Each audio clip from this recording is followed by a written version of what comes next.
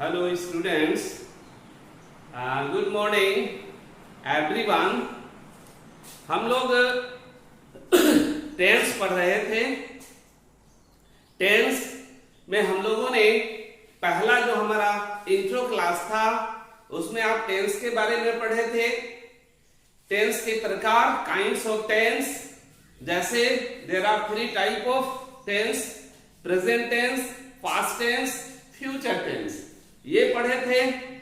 और हम लोग यह पढ़े थे कि इसको बांटते कैसे हैं। जैसे प्रेजेंट, पास्ट और फ्यूचर में जो हम लोग बांटे थे उसके पीछे क्या था, तो समय को लिए थे।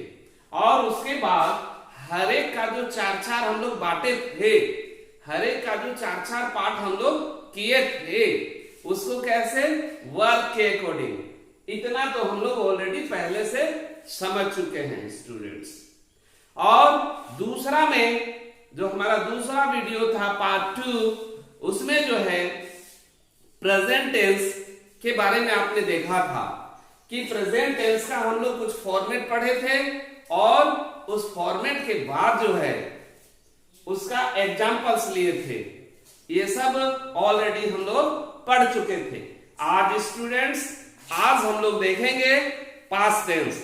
ये पास्ट के बारे में ऑलरेडी आप जानते हैं। पास्ट टेंस है क्या, भूतकाल यानी बीते हुए समय का बोध कराने वाला ऐसा वर्क जो पहले बीत चुका है। लोगों का यह मानना होता है जो बीती हुई बातों पर हम क्यों ध्यान दें, उससे क्या बेनिफिट है, बीते वाले बातों को जानकर हमें क्या मिलेगा। लेकिन स्टूडेंट्स, उसका इंपॉर्टेंस है। क्यों? क्योंकि जब पास्ट नहीं तो प्रेजेंट कैसा। तो आज हम लोग स्टूडेंट्स पास्ट टेंस को देखेंगे। हम लोग जो पढ़ चुके हैं उसी के अकॉर्डिंग अब ये आसान हो जाता है। उसमें जो फॉर्मेट पढ़े थे, हमने कहा था कि अब भाई हम शॉर्ट फॉर्म में लिखेंगे क्योंकि आपको याद भी करना है और समझ तो रहे ही हैं। तो सब्जेक्ट के लिए यस लिखे हैं, भी के लिए, वर्ब के लिए भी और ऑब्जेक्ट के लिए ओ। तो स्टूडेंट्स, पास्ट टेंस का जो पहला फॉर्मेट है, पहला जो रूल आपको जानना है वो क्या है, सबसे पहले सब्जेक्ट यूज करेंगे और उसके बाद वर्ब का दूसरा रूप, तब जाकर ऑब्जेक्ट लगाएंगे। फॉर एग्जांपल, एक तो एग्जांपल लेते हैं। जैसे हम लोग राम को लेकर चल रहे थे, चलिए हम उसी को लेते हैं। राम आम खाता था, क्योंकि पास्ट टेंस है, था होगा। स्टूडेंट्स, आप यह जानिए कि पास्ट टेंस या पास्ट इंडेफिनिट जो होता है, पास्ट इंडेफिनिट में हिंदी वाक्य में क्या रहता है, जो प्रेजेंट में था केवल था जोड़ देना है। था, ती थी, ते थे, यही सब लगेगा, था लगा देना है। तो राम आम खाता था, तो राम आम खाता था, तो क्या हो जाएगा, राम सब्जेक्ट V2 यानी राम, ईट के बाद दूसरा रूप क्या होता है, ate. Ram ate mango, mango. Ram आम खाता था, क्या लगाए, सब्जेक्ट। उसके बाद क्या लगाया है, तो वर्ब का दूसरा रूप और उसके बाद ऑब्जेक्ट यानी वस्तु क्या था, मैंगो।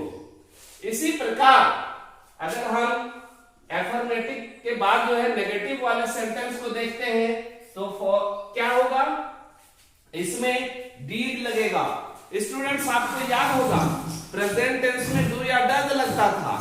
डू या डज का प्रयोग करते थे नेगेटिव और इंट्रोगेटिव में। यहां एक ही है, झंझट थोड़ा कम है, केवल और केवल एक ठो है, वो क्या है, डीड। तो चलिए स्टूडेंट्स, नेगेटिव का एक सेंटेंस लेते हैं। इसी को, राम आम नहीं खाता था, नहीं खाता था, राम आम नहीं खाता था। ठीक है, तो क्या हो जाएगा, राम सब्जेक्ट।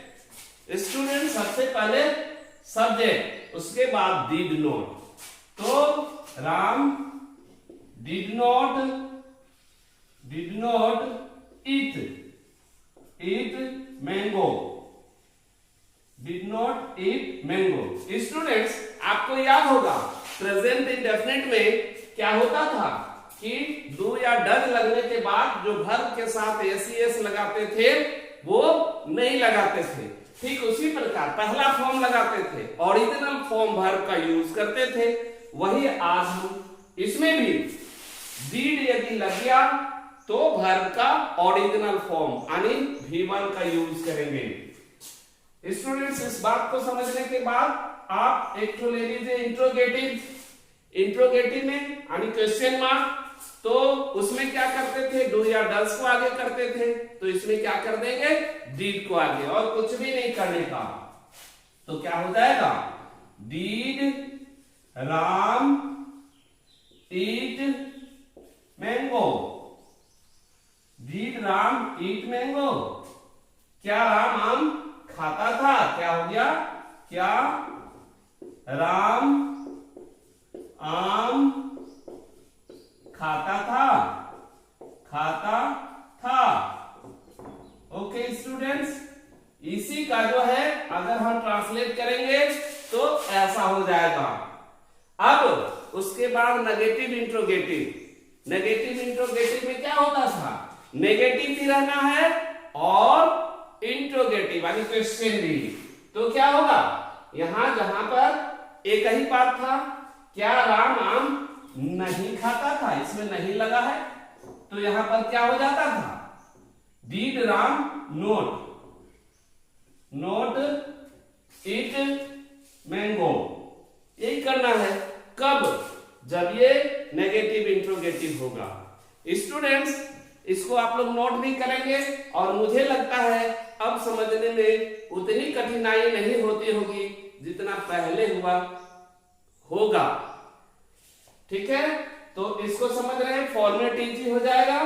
अब हम लोग पास्ट टेंस का दूसरा रूप को लेते हैं। पास्ट टेंस का दूसरा रूप हम लोग पहले ही पढ़ चुके हैं कि हर एक का क्या होता है चार, कोई परिवर्तन नहीं, डिफिनिट, इनडिफिनिट और पोसेसिव यानी कंटिन्यूअस, और उसके बाद परफेक्ट वर्ब के आधार पर जो हम लोग बांटे थे उसके अनुसार। तो स्टूडेंट्स ये आप देख रहे हैं कंटिन्यूअस में यानी हो रहा है वाला बात में आए हैं। पोसेसिव यानी कंटिन्यूअस यानी कोई भी काम हो रहा है प्रेजेंट टेंस में, तो इसमें क्या करेंगे हो रहा था।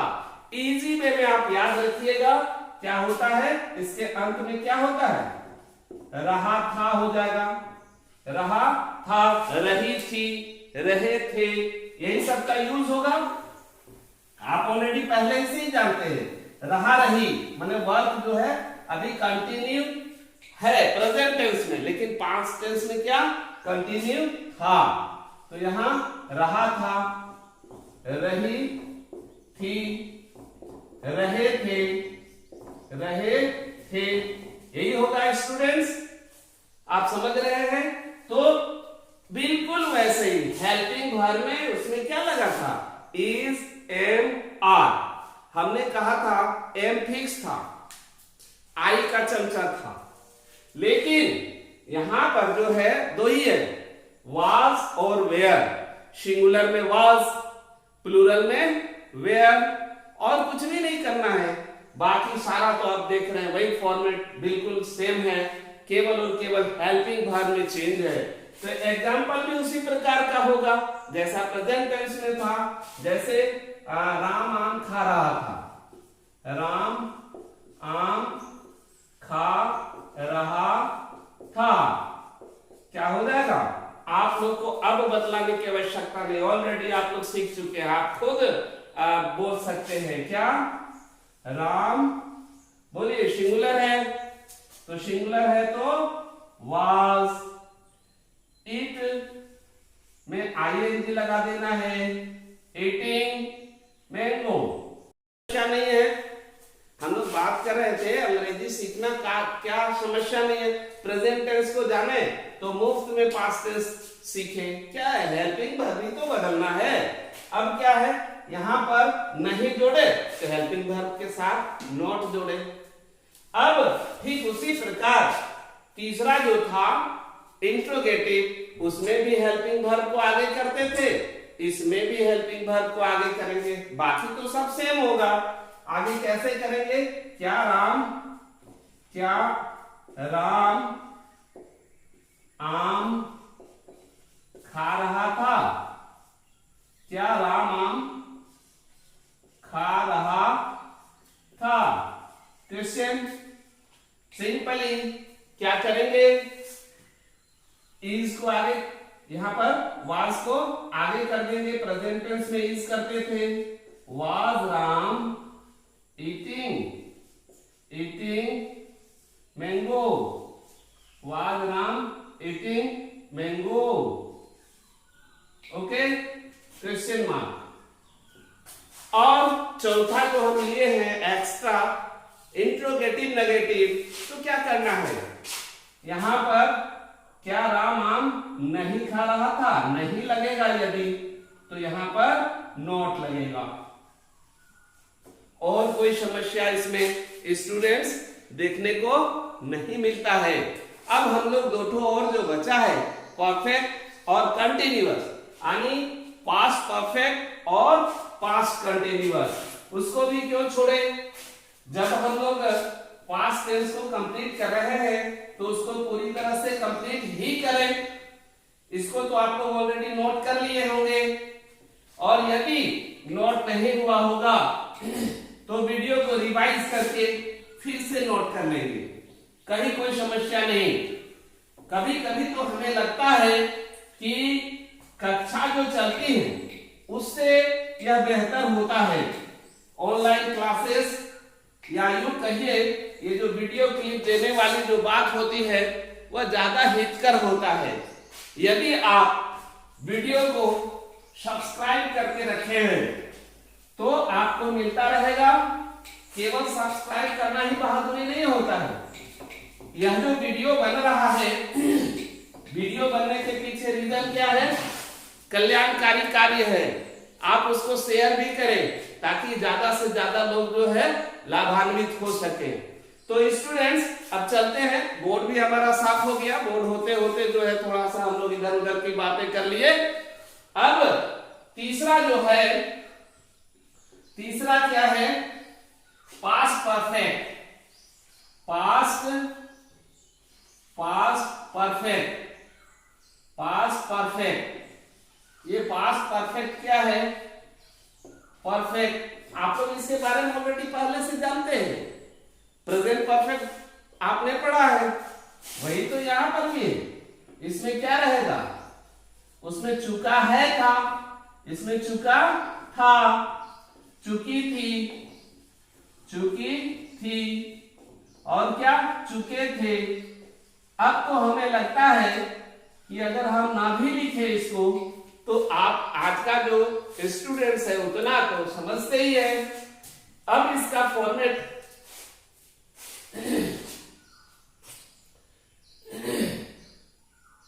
अब चुका था, चुकी थी, चुके थे, पास्ट परफेक्ट था। तो अब जो है इसका फॉर्मेट भी हम लोग जान ले। पहला क्या होगा, सब्जेक्ट, उसी के जैसा, केवल और केवल स्टूडेंट हमने कहा था हेल्पिंग वर्ब बदलेगा, सब्जेक्ट प्लस हेल्पिंग वर्ब। और हम कहे थे ना उससे आसान होगा, डू डज लगाते तो इसमें केवल डिड से काम चला था, उसमें इज एम आर था, इसमें वाज और वेयर था। तो ठीक उसी प्रकार यहाँ आपने परफेक्ट में देखा था हैव और हैज था। आपको टेंशन नहीं लेना है, इसमें कहीं ठो है हैड और बाकी वही V3 प्लस ऑब्जेक्ट। नेगेटिव करना है तो फॉर्मेट वही रहेगा, subject plus helping verb, helping verb के बाद नोट जोड़ दीजिए, बाकी जो का त्यों रहेगा। कहां कोई समस्या दिख रहा है क्या? मुझे लगता है अब आप लोग एंजॉय कर रहे होंगे। लग रहा होगा कि सर उसी बात को रिपीट कर रहे हैं, मतलब एक ठो याद किया 3 ठो फ्री ले जाओ। अगला जो है इंट्रोगेटिव है, वही है हेल्पिंग वर्ब को आगे करेंगे फिर subject plus V3 plus object interrogative. और इंट्रोगेटिव नेगेटिव की यदि मैं बात करूं, helping verb plus subject plus note plus V3 plus object interrogative. Example, हमें लगता है बिना एग्जाम्पल का काम चलेगा, लेकिन सब हर तरह के दिमाग वाले का ध्यान में रखना होता है, इसलिए एग्जाम्पल भी। राम आम खा चुका था, राम आम खा चुका था, खा चुका था। बोलिए, अब आप लोग खुद बना लिए होंगे, मुझे विश्वास है कि बना लिए होंगे, फिर भी मैं बना रहा हूं। राम, चूंकि ये तो आसान है ना, राम हैड ईटेन मैंगो। देखा, आप हमसे पहले बनाए ना, अगर कॉपी में ना भी लिखे होंगे तो कम से कम बोल तो जरूर दिए होंगे कि सर अब आप क्या बताइएगा, मुझे मालूम है। अब नेगेटिव, राम आम नहीं खा चुका था, नहीं, तो यहां पर राम हैड नॉट। बोलिए क्या समस्या? समस्या नाम का कोई चीज ही नहीं बचता है, मुझे विश्वास है टेंस आपके दिमाग में आ चुका है। अब इंट्रोगेटिव क्या करना, हेल्पिंग वर्ब को आगे, had Ram eaten mango, eaten mango. बोलिए, अब आपको लग रहा होगा कि टेंस पढ़ लेने के बाद कितना आसान होता है ट्रांसलेशन। यदि आपके दिमाग में हिंदी है तो अंग्रेजी बोलना कितना मस्त लगेगा। ये क्या है? क्या राम आम खा चुका था। बोलिए कहां क्या समस्या? अब नेगेटिव इंट्रोगेटिव करना क्या है? नोट की तो बात है, कहां not? Had Ram not eaten mango, क्या राम आम नहीं? बोलिए क्या समस्या? तो इस तरह से स्टूडेंट्स आपने देखा कि कैसे प्रेजेंट टेंस को आप रटे, थोड़ा ध्यान दिए तो ये याद हो गया। अब इसका चौथा और आखिरी kind of parts of speech और आज का क्लास एंड। चलिए चौथा क्या है? पास्ट परफेक्ट कंटिन्यूअस कहना होगा। क्या आपको पता है शाइनिंग क्या होगा? माने वर्क पूरा हो, माने क्या रहा रही लगेगा और टाइम भी दिया हुआ रहेगा। ये बोलने की आवश्यकता नहीं है, बस फॉर्मेट को थोड़ा जानिए। सबसे पहले सब्जेक्ट हेल्पिंग वर्ब, एक ही तो है, ये है, आपको पता है हेड।